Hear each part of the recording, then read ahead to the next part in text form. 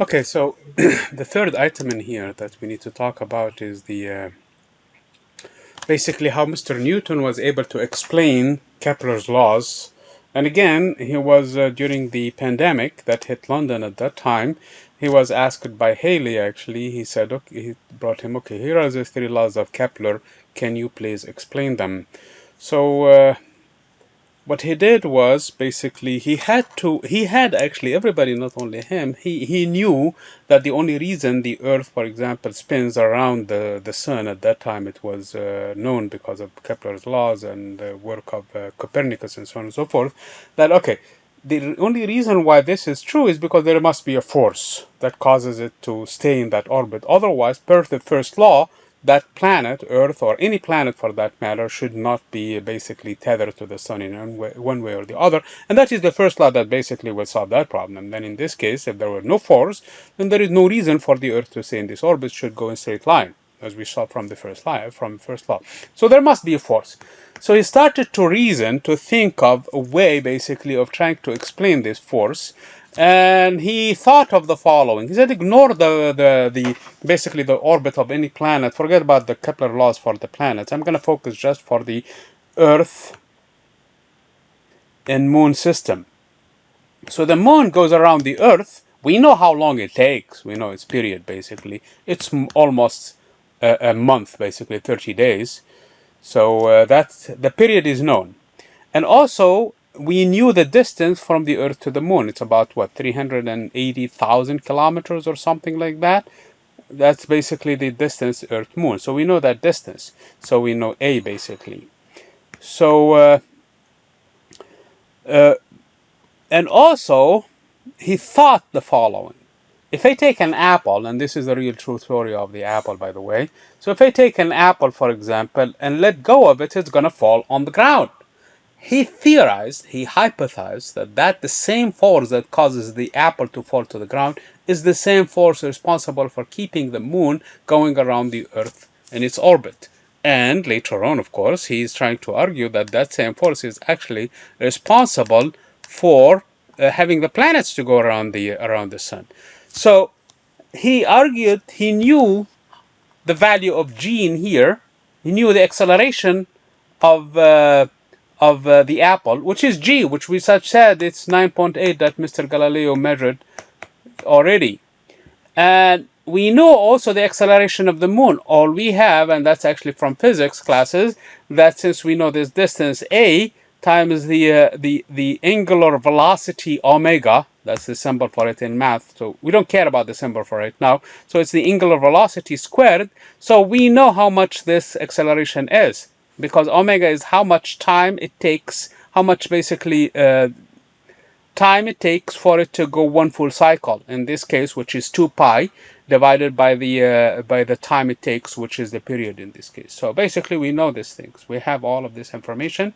From there, we compare these two accelerations to one another. We compare this distance, and we know that this distance is basically the radius of the Earth. If I can find this relationship, I suspect that there must be a law in here, and the law turned out to be inversely proportional to the distance squared. So basically, because the moon is so far away compared to the apple, the acceleration of the moon would be a lot smaller by the square of this basically distance. That's basically what he came up with. That's one thing. The second thing, he said, okay, so the first thing he knew is the distance squared based on this argument. The second thing he did was that, look, if the apple falls onto the ground, that's correct. But if I am sitting on the apple, and if I am a worm, for example, sitting on the apple, I would see actually the Earth falling on the apple. So basically, this law must be proportional, of course, to the mass of the apple. That we know it's the weight, but it also must be proportional from the vantage point of a worm sitting on the apple to the mass of the Earth itself. So this law is proportional to the product of these two masses. So that's basically his argument was. And it must be true also for the Earth and the Moon. And it must be also true for the system, for example, Earth and the Sun, or for example, Venus and the Sun, whichever planet you take and the Sun. So this big M can be that of the Sun, and this little m can be any of the planets. So that's basically how his argument came.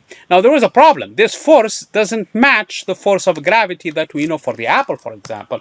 We know the apple is mass times g. That's how much objects weigh on Earth. This is the mass of the apple, this is the mass of the apple, this is the mass of the Earth. So he needed a factor in here to make this work. So he needed a term in here which we call it big G to make this whole thing work. This we know from the experiments of Mr. Galileo. This, the mass of the, that compared to a standard. The distance, in this case for the apple, we know it's a radius of the Earth. And this is the mass of the Earth. So everything we should get, except things need to match in this case, and that is the big G, how it was introduced. That's how it arrived, first of all. That was a major discovery, by the way. This is a big discovery. It really equates to one of the biggest laws in nature. Okay? Now, after that, he was able to explain all the three laws, basically. The first law, that the orbits are elliptical paths, they're just a solution to his equations, basically that F equals to ma, the second law of Newton that he put in it, and then also the fact that the angular momentum being conserved verifies the second law. Then he's using the math, which was a little bit involved in this case. There was a problem, actually. He couldn't publish his work because he was afraid that he would be criticized. Okay, why do you have to take this distance from the Earth to the center? That's what he took. Why not from here, for example? Why not from the surface of the Earth? For that, he ended up inventing calculus, actually. For a little while, it seems like nobody was doing anything except Mr. Newton by himself. So basically, that's how he explained all of the laws of Kepler, using his three laws of mechanics. That would be great, of course, if a physical law, all it does is, a theory explains just what was observed, it's no good. It needs to go beyond that. And sure enough, one of the things that this theory was useful for is to predict, among other things, for example, the coming of the comet that was named later on after Mr. Halley, precisely 76 years from the time it was observed. And sure enough, it did. Based on this laws, basically, based on Mr. Newton's laws. That's one thing. The other thing also, this law actually, when we apply it to the planets, it enables us to measure the mass of the sun. And it was also the one that was used by astronomers to measure the mass of the planets, for example, by observing the moons going around them. Not only that, but it goes beyond what Mr. Kepler's laws were in order for us, for example, to study binary stars. So this is a very powerful law. One of the things that, of course, it fails with is for objects near a supermassive object, like, for example, Mercury. This law doesn't really exactly work for it, so that's why we ended up inventing, for example, relativity, which is a more precise theory of the motion of planetary systems, but it's a little beyond the scope of this course.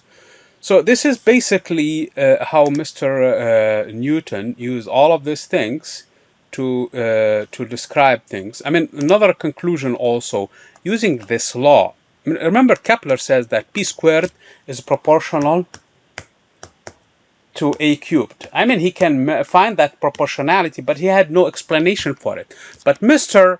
Newton, he found the exact formula for it using his, basically, if we just take a circular path, this is the expression that we're going to find for this thing. So it's not just proportional, where this constant can be exactly found, and it's the mass of the sun that comes into the explanation. So theory goes beyond just explaining the data, and that is the point of this whole thing that I wanted to really have an understanding of. So you cannot come with just a theory to explain what exists, because any story will do in that case. You have to go beyond that and predict things and explain things that were not in the data there. So that's really what makes this theory very powerful, and that's what really testifies to the genius of, for example, Newton in here, and the scientists who are working very hard all the time on things like that. So that business of flat Earth in there, people sitting on their couches and coming up with some nonsense talk and trying to explain what was already observed without predictions of other things, or failing to predict anything, failing to come up with something that is useful. That is really something that can should really be taken not seriously. Okay, so I want to stop in here. Let me find where the recording is.